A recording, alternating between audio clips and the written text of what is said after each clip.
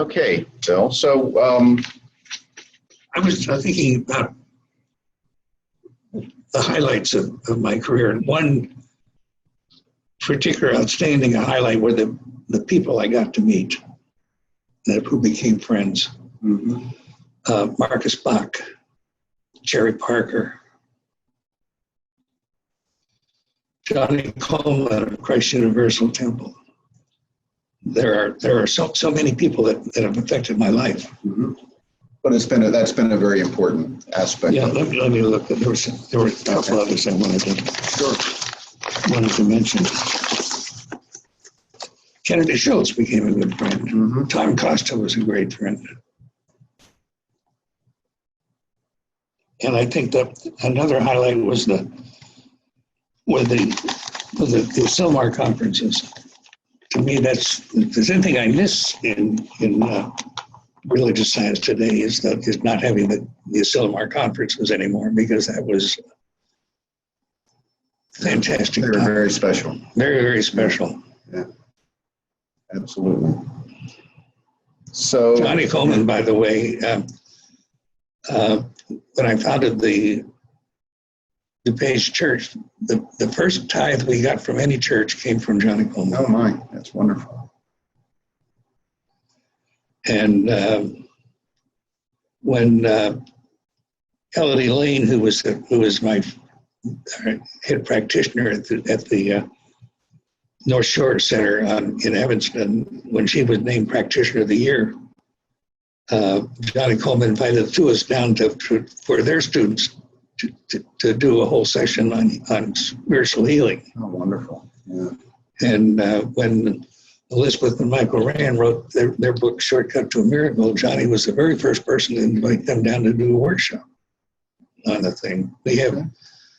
It's interesting, in Chicago, race has never been a problem among the Chicago churches. Uh-huh. Some churches are in New Thought, that is. Some churches are predominantly white, some are predominantly black, but we all interact and with each other. And the INTA district in Wisconsin and Illinois, which my wife Elizabeth was the chairman of, is the largest district in INTA, and he had a lot of sharing, and people came in from outside to want to talk about diversity, and we had it. Mm-hmm. Well, that's great. They were wanting us to get where they. So speaking of Reverend Elizabeth, your wife, how did you meet, and when were you married? Oh, well, they had a Labor Day weekend seminar in Zion, Illinois, up on Lake Michigan. Carlton White had these Labor Day weekend seminars, mm-hmm. and we had discussion groups. And she ended up in my group. I was facilitator of the group, and that's where we first met. We did become friends. As a matter of fact, when I became president of the Alumni Association of the First Church of Religious Science in Chicago, these are people who had taken at least one full year of classes. I was president of that when I started the DuPage Church. She succeeded me as president of that. We even did a workshop together on Teilhard de Chardin. It was a fantastic workshop. It was, I don't know how many people we had. It was great, you know. And then when I started the DuPage Church, she came to the very first service as representing First Church and gave me a silver money clip. Very nice. And then we married other people. Yeah. On the pathway to something else, right? Yeah. And it was. So when did you two get married? In 1995. 1995. Okay, great. So 22 As a matter of fact, my former wife that I was married to for 20 years, not Rosemary, the wife after that, when she was in the hospital, and the night before she died, Elizabeth was our last visitor. That's sweet. Yeah, so that I don't know how we got started going together. Okay, well, when we do her interview, we'll find out all about that. Okay. So, what are your reflections on the integration or the merging of the two organizations that were Religious Science International and United Church that eventually became Centers for Well, Spiritual it's interesting. We have at the North Shore Center. This was 2 years before the merger. We had a workshop to really decide what our new name ought to be. Mm-hmm. And the name we came up with was the North Shore Center for Spiritual Living. This was 2 years before so we were into that beforehand. I feel in some ways the merger is a good thing. In other ways, I think that because we're losing the emphasis on religious science, we're getting involved in getting away from first cause and into secondary cause. We're dealing with issues that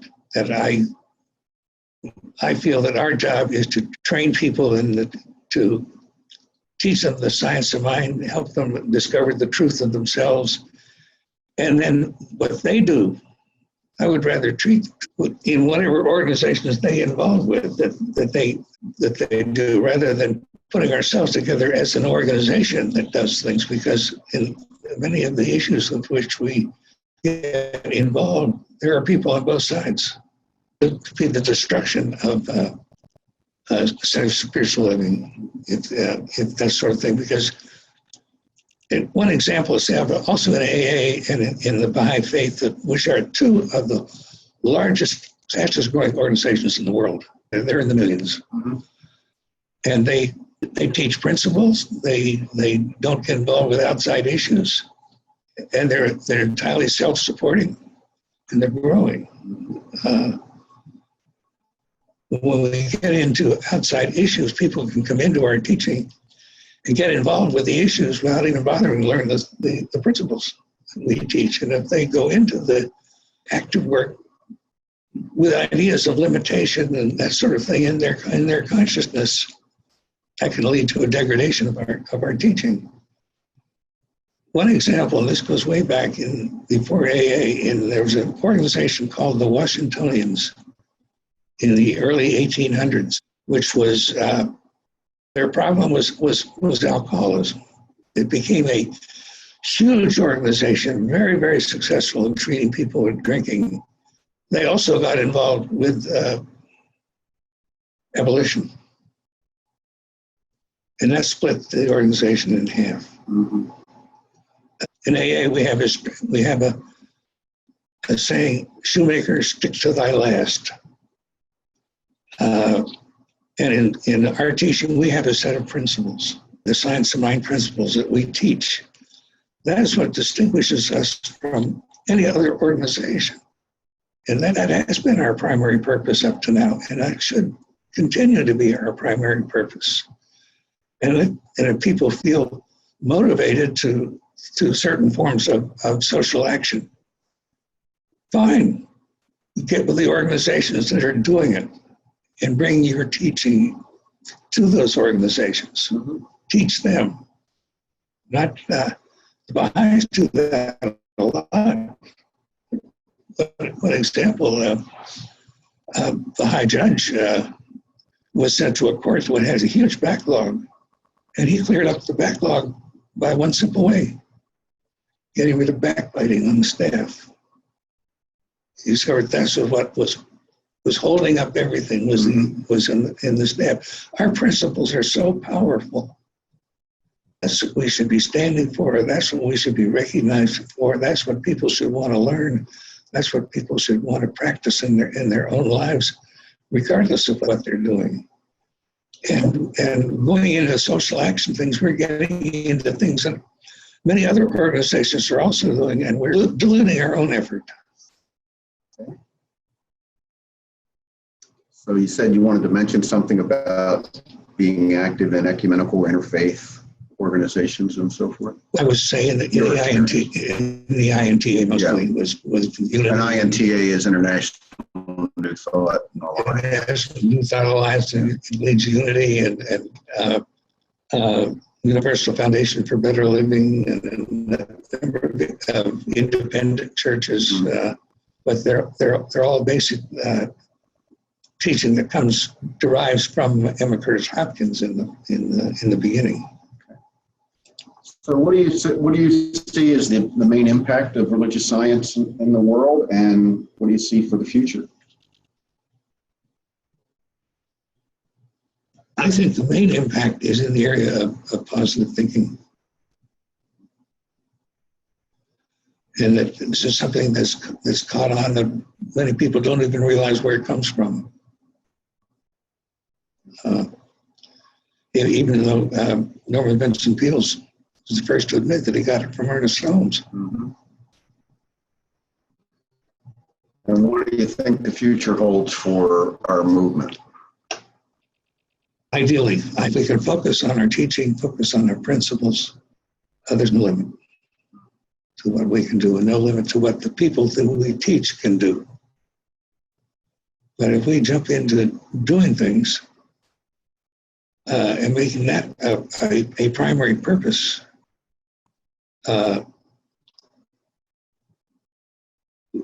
there's nothing much to differentiate us from anybody else. And so what will determine the future then is individual ministers. Some in their church is the ones who are able. Some ministers are able to do it, and others aren't. Mm-hmm. And maybe you just said it, but what would be, if you were, to close off this interview, what would you like to share with those that will be watching it over time?